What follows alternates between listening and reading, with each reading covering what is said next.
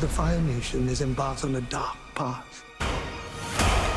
And the world might never recover. The world needs the Avatar. It needs you, Aang. Come along with us on an idle ride through the latest science fiction and fantasy shows, movies, and video games.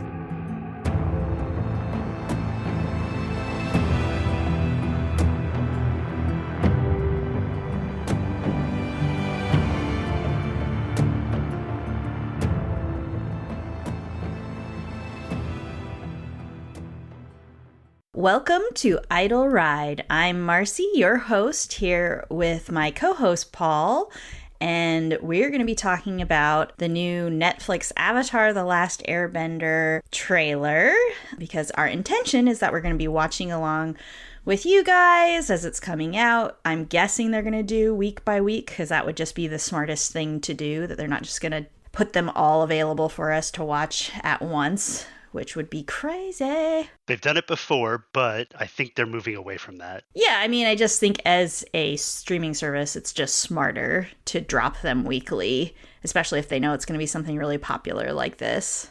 Definitely. So, I wanted to first talk about what are our Avatar: The Last Airbender credentials, and the truth is, we watched it a long time ago when we both lived in Alaska. Paul was Andrew and I's roommate, and I had watched some of it and was like, this is an amazing show. So it was basically a family show that we watched together when we were all living together in Fairbanks, Alaska. And since then, I wouldn't say I'm an expert, but I pretty much watch Avatar: The Last Airbender cartoon seasons 1 through 3 almost every year at some point, usually in the winter when there's not as much to do. Yeah, and for me, I watched it originally with you guys. I think I watched it again when we lived together in Milwaukee, Oregon, at that house. And then I showed my sister it not that long ago, like perhaps 8 months or so.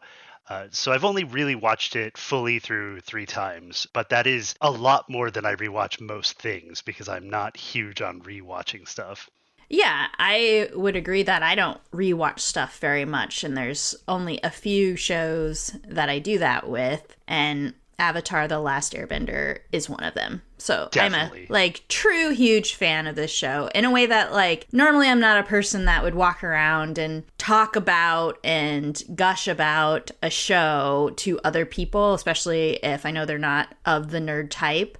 I usually just hold my tongue, but I have told even people that, everybody that I meet practically, oh, you have kids? You should try Avatar: The Last Airbender. It's also good for adults, you know? Definitely. And for me, it's one of 2 fairly popular cartoons that I tell people that I love, that I've gushed over. It's that and Samurai Jack. So. Yeah.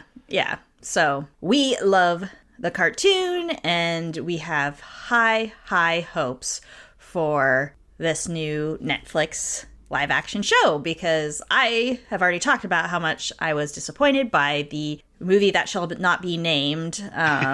So we're going to do a little breakdown to start of just the trailer in general. It's a trailer, so it's a lot of just cuts. And then at the end, we're just going to talk a little bit more about some of the general things that we noticed about the trailer. Actually, before I get started, major spoilers. Coming up, I'm going to talk about the cartoon and things that relate to the cartoon and how it relates to this trailer, this new live action show. So if you don't want to hear a few things, I won't give big stuff away, but I mean, I'm going to be comparing the two, the cartoon and the trailer, and what some of the scenes might mean for what's going to actually be in the show. So if you don't want to hear those things, then this isn't the show for you. It's impossible to just have us permanently tell everyone always, we love spoilers, and if you hate them, you shouldn't talk to us about this kind of stuff. But I feel like that's the case. It is the case.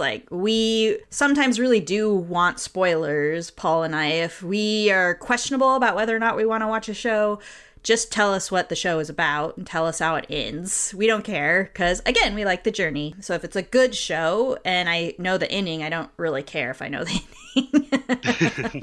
So anyway, the beginning of the trailer starts with the Fire Nation ships going through all these icebergs. At first, I thought it might be just the beginning of the current timeline, which would be Aang's timeline with Katara and Sokka. But then I started thinking about it because the Fire Nation ships have these big mastheads that are dragons, but they look kind of old school. So I'm almost sure that they're showing the scene where Katara and Sokka's village gets attacked from the Fire Nation when they're young and their mom dies. So that's kind of my take. That's what I think those ships represent. I don't think it's current time. Then the next scene, we have Appa flying over the scorched earth. There's an interesting episode. It wasn't one of my favorite episodes where Aang goes into the spirit world. Do you remember that episode, Paul? Yeah, bits and pieces of it. He had trouble getting out of it, right? Yeah, so he had never actually been in the spirit world before. It's like the first time he goes into the spirit world, which I think is why they're teasing that here. The reason why he gets brought into the spirit world is because of the forest spirit, and it's very angry and attacking this village. And it looks really, a lot of the stuff in the Last Airbender world has like more limbs than they should have or less limbs than they should have. But it's very scary looking spirit. And then once he goes into the spirit world for the first time, the forest spirit helps him learn how to connect to his spiritual self, which he hadn't been able to do. And part of Aang's journey is learning how to control his avatar state. Usually he just goes into his avatar state when he's going into fight or flight mode or anger or from some kind of really strong emotion. And so this is the first time that he's kind of learning about how important the spiritual part of it is to his avatar self. I was just thinking it's kind of like puberty for an avatar. The spirit world. the avatar state where it just comes upon you without any choice. And oh my god, that's a really great comparison that, our inability to control our emotions as teenagers, but his is just way bigger. It's like, yeah. I can destroy the world with my puberty. Oh, and we're going to get into that, I bet. I'm sure. Cosmic horror of the avatar state. Yeah, absolutely. So that's that scene. It's super quick. Like, I'm talking a lot about, like, a scene that's less than 2 seconds in the trailer. And we get a scene that shows the Fire Nation attacking an air temple, which we had seen in a teaser trailer before. But I do think that this scene kind of reminds us that we're actually going to get more of the lore than we got maybe in the cartoon. Like, we'll see more of the past, a lot more flashbacks, which I think is important to people coming new into the show that haven't watched the cartoon. So it's definitely a scene we haven't seen in the cartoon, which is fun. I guess that brings up a question. When coming into the live action version, we expect there to be a lot of differences because it's not a cartoon. Like, how excited are you for these extra lore dumps as opposed to, like, do you think it's just fluff or garbage? Yeah, that's a hard question because Avatar: The Last Airbender is so sacred to me. And I feel like it truly is the perfect show. I mean, this show, the creators knew the ending when they started the beginning, which a lot of shows just don't have, and definitely didn't have when this show came out. This is the first time that I felt like the creators really just knew the story, and they were showing you the story, and there really weren't any beats that I felt like weren't supposed to be there. Mm-hmm. And maybe the first season is a little bit slow at the beginning, but when I go back and rewatch it, every episode in the first season I still remember, and I'm like, oh yeah, that's the episode X, and you get reminded of what that means for the future episodes. So they were always dropping things in early they can pull from in the later seasons. So mm-hmm. I think I'm less excited than maybe when we watched The Last of Us for some of the interesting storylines, because it is such a similar medium, but I do feel like we might get more of the characters that we felt like we wanted more of, which I'm excited for. So like Zuko's mom, I bet you'll get maybe more. I hope, I guess, not I bet, but I hope that they show you more of her story, which I think was important that it's sort of mysterious. And maybe in the comics, because they did some Last Airbender comics, they go over that more, which I have not read. But I just always felt like her story was never told enough. But I guess you feel the impact that it has on Zuko, so you don't need to know everything about her to know how much of an impact she had on his life, because he is the only one in his fucking family who is good. And he had to fight to get there. Yeah, and he had to fight those opposing bloodlines, basically. Well, we'll get there later. So yes, I am excited, but also not as excited as I was before with the video game, because they're so similar that they better not add stuff that I don't feel like, you know, why was that scene added when you could have just used this other cool scene that was already there available to you, you know? But again, what's the point of watching something, even if it is the same story, that doesn't have something new to it? Because then I could just go back and watch the cartoon. Right. And my hope is that, you know, they've had a lot of time to think about what they did. That sounds like they're being punished. To think about how they could have done things differently or added little bits that maybe become important for Korra's story or something. Like, I feel like there's a lot of opportunity to nudge things a little bit. That's true. I feel like that could be fun. And maybe do more. Something that I always wanted more of was learning more about the old avatars. So they could do a lot more of that kind of flashback stuff that I would enjoy learning more about them. So let's get back to the trailer. I don't think we have to go through every single scene, but there's a couple. Like the fire temple was really interesting. I was really trying to figure out, like, who is this guy shooting the fire? And if you pause it just at the right time, you can see there's a figure in it. And I'm almost 100% certain that the guy shooting the fire is Sozin shooting the fire at Avatar Roku. Or it could be the scene where Aang goes to the fire temple and then, remember, he kind of embodies Roku for a moment and they're like shooting at him and he just like becomes Roku in a sense. So it could be that their scene. Loyalty, right? Then we get the classic Aang coming out of the ice ball. Pretty badass. It looks amazing. His avatar state looks really cool. Not cheesy, which I think it could be. And has been, but we don't talk about that. The one thing that I feel like I'm a little like, ew, is how they're portraying the Fire Nation. They've got all the costumes and everything, and I think Fire Lord Ozai looks good. But then if you kind of look around at everybody around him, it's a very militaristic culture. Even just the peasants in the culture, everybody is about this military way of life, like colonization. And when you watch the cartoon, everybody who's walking is walking with their shoulders back, their chest out, their arms behind their backs. You know, there's a lot of that, like, you have to be upright posture. Like, everybody's knows the rules and follows the rules.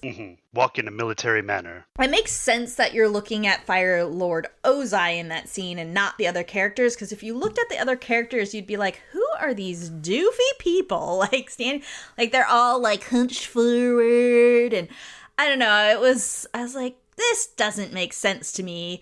And then, also, this is not necessarily critique, because I don't know how the actors are going to play the characters, and they could be amazing, but the actors who are portraying Azula and Zuko look really baby-faced and young to me. And I understand that in the cartoon, they were actually teenagers, but they were basically teenagers that had been, like, trained constantly every day of their life, pretty much abused by their father to be the best military person they could be. Like he was training them to be his generals. And they just don't look like people who have been run over by a truck and like become these powerful people.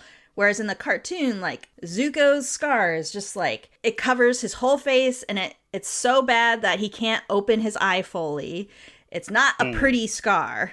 It's a hideous scar. I mean, that's what it's supposed to look like. In the live action, it looks just kind of like a birthmark on his face. It doesn't look like he's been ravaged by fire. It's very anime tropey like that, where my scars are sexy. I've got the beautiful little eyebrow piece that just was shaved out, but that's supposed to be my horrible wound. Yeah, exactly. But the cartoon really, like, that was his trauma. Like, his trauma embodied onto his face. And it really did look bad. Like, he was still attractive, but, like, it wasn't an attractive looking scar. Right. He was supposed to be wearing a mark of shame. Right. And then Azula is, like, the best embodiment of a mean girl that you would ever see. Like, and is a prodigy of the firebending nation. Like, she knows that she is going to be the next Fire Lord in her mind. It's definitely not going to be Zuko. Yeah. It's going to be her. Nope. And the actor that's playing her right now, since I haven't heard a word out of her mouth, I just don't know if she embodies that kind of mean girl look. But that doesn't mean she can't be a good Azula. So, but for me, the Fire Nation, other than Ozai, kind of looks a little soft, I guess is what I want to say. What do you think? I saw what you were pointing at with the sort of bad posture of the advisors, and I'm willing to give it a watch. You know, maybe they were just the best yes men, and so maybe they are more snivelly than your average Fire Nation general. That makes sense, yeah. I like that take on it. I'm going to keep that take until proven otherwise. Well, yeah, I guess for me, I'm picking it apart because I can. I've watched it like 8 times. Yes, you have that ability. So some other things that you can pull out from the trailers, that there's definitely a few scenes from the Southern Air Temple, and every character kind of gets their moment to show that they're the character from the cartoon that you remember. So we get a scene with Katara being earnest, we get a scene with Sokka being funny, we get a scene of Aang being pulled between his duty and just wanting to be carefree. We get a scene of him riding his little air ball, which is like every airbender to become a master has to make up their own airbending move, and that's his. Is riding around on his little air circus ball, basically. And that was the one scene that I also thought looked kind of cheesy, like the effects weren't that great. I was going to ask you how you felt about that, because it was an almost perfect shot-for-shot comparison of the intro for the opening scene intros, and it just looked too cartoony for me. Yeah, just like you could tell that wasn't a real person on the ball, like especially when he hit the stone. Yeah, that looked like major trauma. Yes. But they also did an amazing job with Appa. Like, he looks adorable. Even though, it's CG, it's still adorable. Like, that's what they needed to get, was the adorableness of Appa. And they made him sort of have that dog nose that's super cute and adorable. Mm. And the Momo scene from the previous teaser, Momo didn't look that great. But in this trailer, he looks a lot better, so... Yeah, it looks pretty real. I was impressed with that, because they have to be as good as Gollum was in Lord of the Rings, in my opinion, because... Right, because Appa's a huge character. Not just by size, but a big part of the team. Yeah, absolutely. Like, you wouldn't believe in the cartoon how many times it is Appa who saves all of their asses. He does it, like, 20 times, I believe. In the cartoon, we could tally it, but, I mean, Appa is the only thing that grounds Aang in a way other than Katara later in the show. But he is all that Aang has left from his old life. Yeah. Appa has those experiences with Aang as well, and so they're both alone, but alone together. So it's a very and finding sweet story. Momo was connecting with the present as well as the past. Yeah. The Air Temple. So they're a super huge big part of the team, like you said. And next to our heroes, we have all these other side characters that they're bringing in. I'm just going to kind of list them out. So we've got June in her sheer shoe, which amazing. Looks exactly like the cartoon. And the sheer shoe looks awesome. I just don't know. The nose tendrils were so creepy. Yeah, they're so good. Like, because if you've ever seen a real mole, they are really disgusting looking. And then we've got General Zhao attacking Suki's village, the Kyoshi warrior village. Suki's in that scene with Sokka. We see the inventor's kid for a split second with Aang, and his name was Teo, I believe. We see the blue mask character. I won't reveal who that is, but we see Boomy, we see Jet, so we see all these amazing characters from that very first season. The very first season has some really cool stuff in it. And Jet's move in that trailer is perhaps my favorite of the moves in the trailer. It was very cool looking, like hitting the fire with his hook swords. Yeah, and he demonstrates in that scene the kind of cool part of you don't have to be an airbender to be good at shit. So there's lots of characters in the Last Airbender cartoon that have special skills. And it would make sense that in a world where you have people who don't bend and people who do, that the ones that don't bend would have to find ways to not just be taken over by the benders, right? Yeah. And I guess Aang is the embodiment of that, whereas because he has all 4 bending skills, he's meant to try to keep peace. Otherwise, this would happen, something like the Fire Nation coming and taking over everyone. But Jet shows that there's people who are skilled enough to know how to stop fire from coming if they're just really good at fighting, and the Kyoshi warriors who are just really good at being a team, so they can fight together as a team to beat all these guys, you know? It kind of feeds into I'm going to go into Dungeons and Dragons just slightly. The best, counterspell for a wizard is a gun. Oh, yeah, absolutely. And it kind of leads into Korra, which we both have not watched all the way through. I mean, we understand that we'll get into that. Yeah, the idea that once the Industrial Revolution hits, fire bending, unless you're like an amazing fast bender, you could just be the next Joe Schmo. You're not going to be able to beat certain types of industrial weapons. And then the final scene in the trailer is Aang going into his avatar state, which I believe is the scene where he sees that Monkey Atsu, his adopted father, he sees his skeleton basically and goes into a rage. And even just thinking about it almost kind of makes me cry, because it's like, yeah, like he goes here and he's like, where are my people? Like he's super happy, because that's a part of Aang's character, is that he's just so hopeful and sweet and just a sweet kid. And it would never occur to him the genocide, the massacre that happened. Like it became a reality in that moment in a way it hadn't before. Yeah. So that was kind of down and dirty version of the trailer. I think both of us loved it. There's so much to think about when you watch it because of all the different pieces that they're throwing at you from lots of the season. So obviously we're not going to get to see every piece of that in the first episode, but and that's excited. A good thing. It is a good thing. Yeah, I'm super excited. So I wanted Paul to talk about the music of Avatar: The Last Airbender, which is a huge part of the show. Very iconic music comes from it. So maybe you can talk about that a little bit.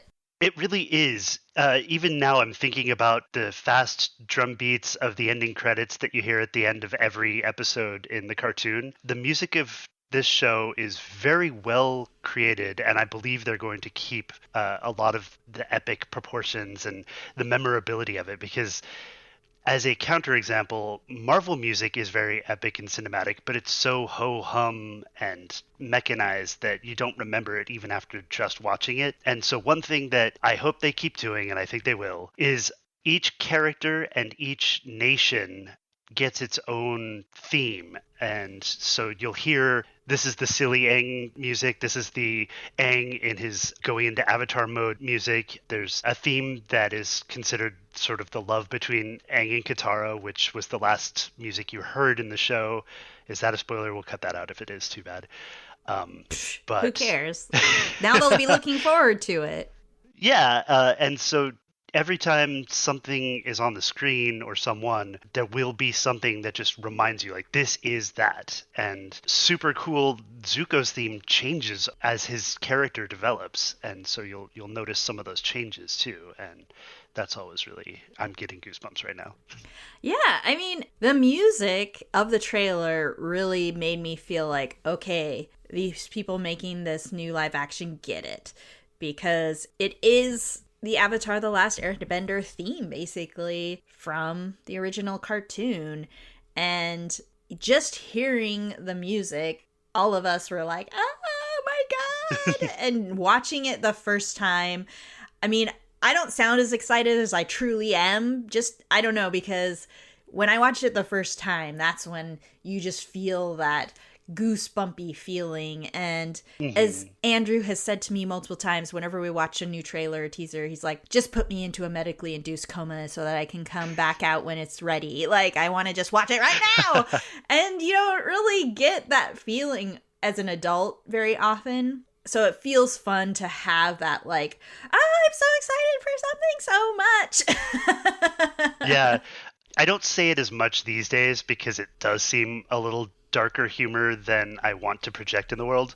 But for a long time, I would say I finally have something to look forward to about a show that's coming out in 6 months, or a movie or something. The medically induced coma, it's better. Well, we all have our funny way to say that. I just want time to pass as fast as possible so we can get to this point so we can start watching this show. Yeah. And to kind of return back to your discussion about how the music plays on the different nations, which also are based on their bending. So there's the Earth Kingdom, which is based on earth bending, Fire Nation, the Air Temples, and the Water Tribes. And each one has, of course, their type of bending based on that element. And one of the really cool things is that each element's martial art was based on an actual martial art from our Earth. It wasn't made up. And the creators found a martial arts master, Shaolin master, and asked him to discuss and help them find the right types of martial arts to represent each nation. So I did a little research. The earth bending is Hongar, which I guess is very rooted in the ground. You have strong stances, which you're going to definitely see when you get to some of the Earth Nation villages and Ba Sing Se, all of those places. You see it and just they stomp the ground and then they punch a rock to you. And it's very feels strong when you watch them doing the forms. Right. There's a whole world building to this that is brilliantly done and just very understated so that you can appreciate it or ignore it as you see fit. But like you were saying, the Earth Kingdom is strong. It's a kingdom. It's a giant landmass on the map.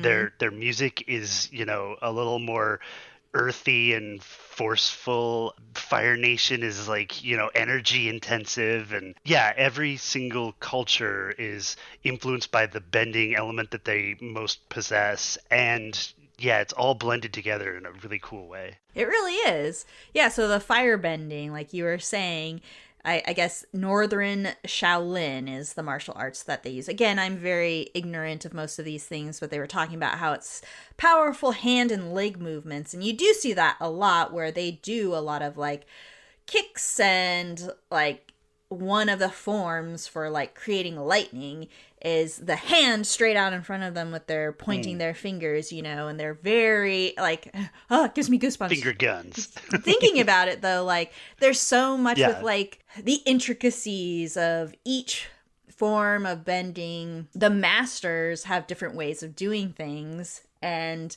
they come up with a new way to bend. And I mean, okay, no spoilers, but you have Zuko and Iroh as his uncle. They're trying to find the airbender. That's their mission. But Iroh, part of the cool things about him is that he is calm, centered. He's on this journey not for himself, but to help Zuko find out who he is. And the bending is connected to that. Okay, so I want to throw in that I think Iroh is beautifully cast. He looks amazing. And Marcy earlier said that Zuko is the only good one in the family, and we gotta point out that Iroh is the Oh, reason he's the good one. And she meant like direct line, I think, right, Marcy? right. Yeah, like their Yeah, direct family. I guess his mom was good too. I guess it's like the ones that we see on the screen, like right. his immediate family is pretty terrible of the people that we actually meet. Other than Iroh is like a side character, but he was a pretty bad guy before He was. he lost at Ba Sing Se. So I think that Iroh would have encouraged Zuko to do all kinds of bad stuff because he just was like, Fire Nation, that's what we're doing, right? I mean, Iroh still was following the Fire Nation with Zuko in the first season. So we can't make Iroh to be out the best guy, but he learned to be better, and Right. he's trying to teach that to Zuko. So waterbending, as much as I feel like I'm an earthbender, I think I love waterbending most of all of the bending powers, because there is so much that you could do with waterbending compared to especially firebending. I think they do show various iterations of firebending, but like waterbending has so many cool shit. Like there's so many phases of water. There's steam, there's water, there's ice. So they have a lot more different like phases to work with than I think some of the other benders. And water is so intrinsic to carbon-based biology that we understand that, we had the swamps. And do we want to talk about blood? Probably not. But No. there's a lot of life-related water stuff. Yeah. So Katara's journey is fun to watch because you watch her basically become a prodigy of water, and like she's amazingly good at it. But they use Tai Chi, which kind of also makes sense because it's all about your body structures and breathing and visualization. And a lot of what the waterbenders do is like make something out of their water, right? Right. And their movements are very flowy. Yeah. Like their element. Uh-huh. And then airbending is this martial art I had never heard of. And I did watch a woman actually like doing it, like a real person doing it. It's called Bagua. And it's like, again, I could be pronouncing it really wrong, but basically exactly what Aang is doing. It's all about moving in a circle and spinning to like avoid your opponent and like using their energy against them, which is exactly, I think, makes sense. Spinning, creating tornadoes, like avoiding things because you're air, because you're so dexterous. So I feel like they chose well when they chose these different types of martial arts for each of the bending nations. Pretty much everything about the show is perfect. But I was excited to see in the trailer them doing that. Yeah. Some taster previews. I think we talked about the actors a little bit already. A little bit, yeah. I'm pretty happy with their choices. Certainly we haven't seen them actually act as the characters yet. So I'm hopeful that everyone gets it. Yeah. And I'm extremely excited for what's to come. And I guess if there's another trailer, we might do another one of these. But I'm guessing that's the main trailer that's going to be coming out before the show. Right. We don't have a lot of time to release more trailers. I know. It's like almost less than 3 weeks now, I feel like. So. One tiny thing. So, character adaptations. I think costume-wise, they did an amazing job. Everyone looks very cool and like the original, but also realistic. But I have always struggled with adaptations looking different, and a cartoon and a person look different, obviously. So is there a person that you think looks the best and the worst character-wise, just from what we've seen? Actually, I really think that the character that plays Sokka has the facial structure of Sokka down, elongated face. So he kind of looks like Sokka, but he looks so off. Like, he almost looks like a weird version of Sokka. Yeah, I feel Uncanny Valley about Sokka, Yes, and it's thank weird you. because he's a real person. I know. Yeah. And I'm like, okay, I get that you shouldn't talk about cartoon characters being handsome or not handsome, but I think part of Sokka's character was like he was actually very attractive, and he hit on. He got some babes. He got some babes, and I was like, I don't know if this. I mean, he's got humor going for him, Sokka, but like, I don't know, this actor's visual presentation to me, that's just like a great way to describe it, is kind of Uncanny Valley. Like, he just didn't embody the looks of Sokka to me. That doesn't mean that from the trailer I felt like he got the personality of Sokka quite well, from what I could tell from like the one joke he made and like the way that he's acted in the few scenes that he is in the trailer. So, but in terms of visuals, he's the most off for me. Agreed. And then I guess the person that seems the most correct or the most like the cartoon. I mean, Fire Lord Ozai looks good. Like, he looks like Fire Lord Ozai, but I don't want to pick him because you don't even see him in the first season. So I'm just like, of the people that were originally in the first season, actually Jet. I was going to say Jet as well. Jet looks exactly like Jet. You're like, oh shit, like, did he literally pop out of the page? Like, or he's not a pop out of the cartoon film reel? Like, he was amazing. Yeah, so I think the main characters, like, Aang is actually quite good. I think Katara is quite good. Yeah, to me, I think of the core group, she looks the most like Katara, and it's probably just the hair things that they nailed, but they nailed it, so. They did, and I guess the poor little kid Aang that's playing Aang has like gigantic eyebrows, so it's really hard for me not to be like eyebrows, but I think they're like trying to enhance the eyebrows because otherwise a bald kid looks really funny, but yeah. Yeah, that was a really good question. I like that. And again, it doesn't make that much of a difference. Like, once we start watching the show and not just analyzing bits and pieces of it, it will come together and we won't necessarily care that they don't look like those characters, but... Absolutely. I love Pedro Pascal as an actor, but when he was Joel at first, I did not... it took me until watching the show to get on board with him. Yeah, exactly. Yeah. And so that's... Because we've watched The Last of Us, I think we are aware that that's just going to happen once we start watching it. And then you'll be like, I couldn't see anybody else as this character, you know? Yeah.